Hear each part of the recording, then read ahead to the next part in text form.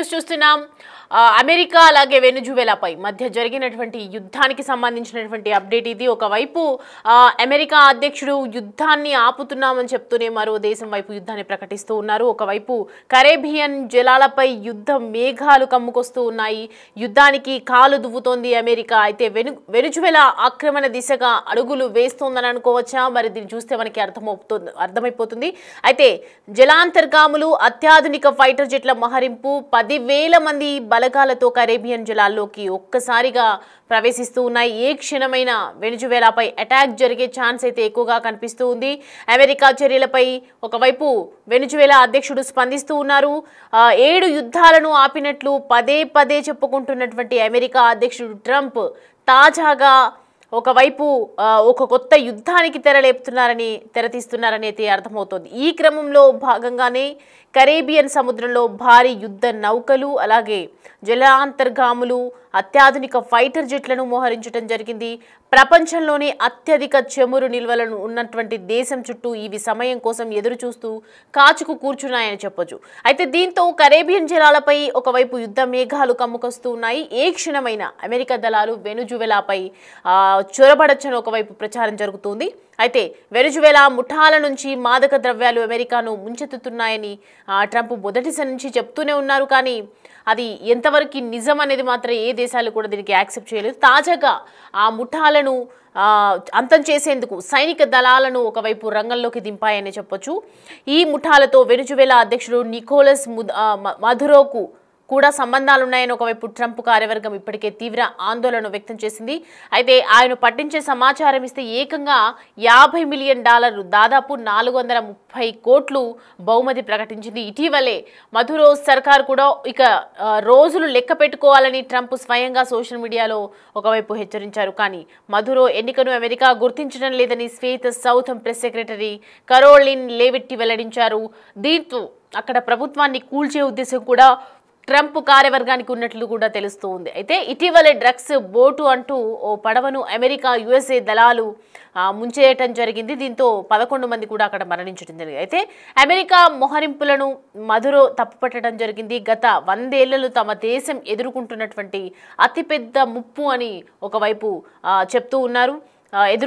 దీనికి సంబంధించి గత 100 ఏళ్లలో తన దేశం ఎదుర్కొంటున్నటువంటి అతి ముప్పు గురించి కూడా విశ్లేషిస్తూ ఉన్నారు. అయితే 8 నౌకల్లో 1200 క్షిపణులను తమపై గురిపెట్టారని ఆరోపించడం జరిగింది.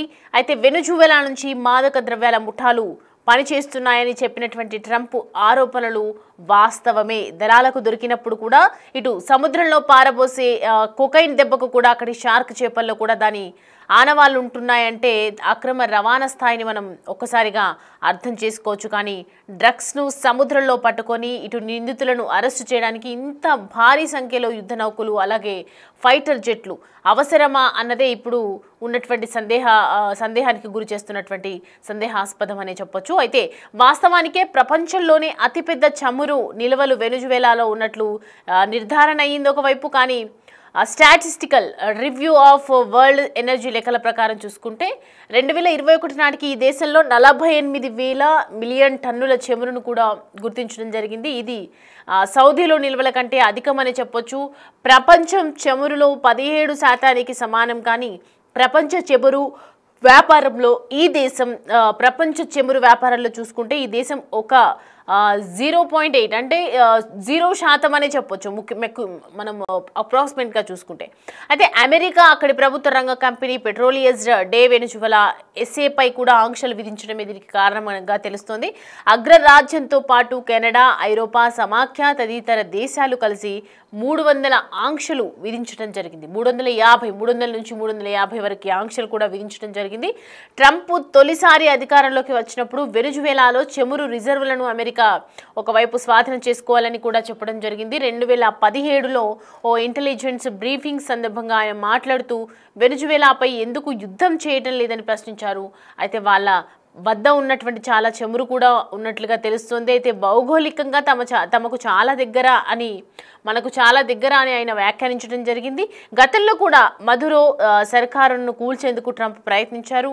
2023లో ఉత్తర కరోలినా రిపబ్లికన్ పార్టీ సభలో ప్రసంగిస్తూ కూడా ఆయన నేను గతంలో పదవిని వీడే సమయానికి కూడా వెనుజువేలా కుప్పకూలడానికి ఒకవైపు సిద్ధంగా ఉన్నాను అని చెప్పడం జరిగింది. మేము దానిని ఆక్రమించుకునే వాళ్ళం, కానీ దాని చెమురు మొత్తాన్ని తీసుకునే వాళ్ళం, ఇప్పుడు దాని నుంచే చెమురు కొంటున్నామని ఒకవైపు పేర్కొన్నారు. ట్రంప్ మనసులో ఈ ఆలోచన ఎప్పటి నుంచో ఉందనే దానికి నిదర్శనంగా మారిందని చెప్పొచ్చు. అప్పట్లో America NSA HR make master సహా పలువురు మంత్రులు కూడా ట్రంప్ ఆలోచనను వ్యతిరేకించడం జరిగింది.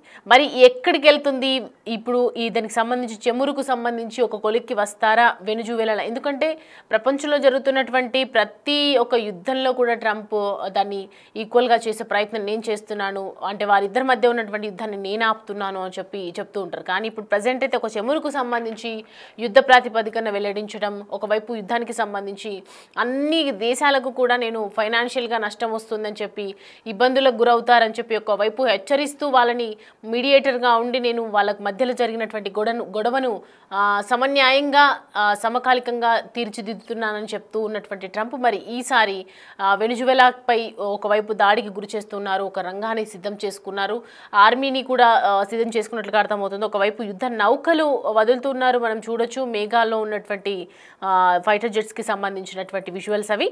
సో ప్రజెంట్ అయితే ట్రంప్ నిర్ణయాన్ని తప్పుపట్టినటువంటి ముదరోకి సంబంధించి కూడా మనము దానికి సంబంధించి కూడా వెనుజువేలాలో ప్రపంచంలోని అత్యధిక చెమురు నిల్వలపై అమెరికా ఎప్పటి నుంచో ఒకవైపు కన్ను వేస్తోంది.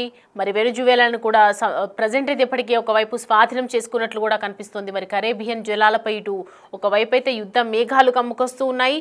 చేసుకోవాల్సినటువంటి పలుమార్లు ఉండేదని కూడా కొన్ని వ్యాఖ్యలు ఏదైతే చేశారో దానికి సంబంధించి ఎప్పటి నుంచో దాని మీద ఉన్నటువంటి కన్నుంది కాబట్టి, ఎప్పటి నుంచో దీనికి సంబంధించి ప్లాన్ చేస్తున్నారు కాబట్టి మరి వెనుజువేలాలో సర్కారును కూల్చేందుకు కూడా ఒకవైపు చర్యలు చేపడతారు. అమెరికాలో ఏ పదవిలో ఉన్నటువంటి ఎప్పుడు సర్కార్ ప్రతి దేశంలో ఉన్నటువంటి సర్కారును కూల్చే లక్ష్యంగానే చాలా కాలం కూడా పనిచేసింది. కానీ ఇప్పుడు కొన్ని దేశాలు వినకపోవటం, కొన్ని దేశాలు అంత ఇన్ఫ్లుయెన్స్ కాకపోవటం వల్ల ప్రపంచ దేశాల్లో ఎటువంటి ఇబ్బందులు కూడా లేకుండా ఉన్నాయి. కానీ ఇప్పుడు ప్రజెంట్ అయితే మరి వెనుజువేలాపై కన్నుపడటం నేపథ్యంలో మరి ఈ యుద్ధానికి సంబంధించి వెనుజువేలా ఎలాంటి రియాక్షన్ తీసుకుంటుంది, వెనుజువేలా ఈ చమురుకి సంబంధించినటువంటి సిద్ధం చేసే అవకాశాలు ఉన్నాయా? మరి 10,000 మంది జలాలతో ఒకవైపు కరేబియన్లతో ఒకవైపు జలాల్లోకి యుద్ధ నౌకలు విసురుతూ ఉన్నారు.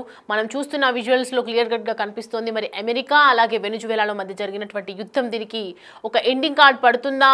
ఈ చెమురుకు సంబంధించి వాళ్ళు ఎలాంటి డిసిషన్స్ తీసుకుంటారు?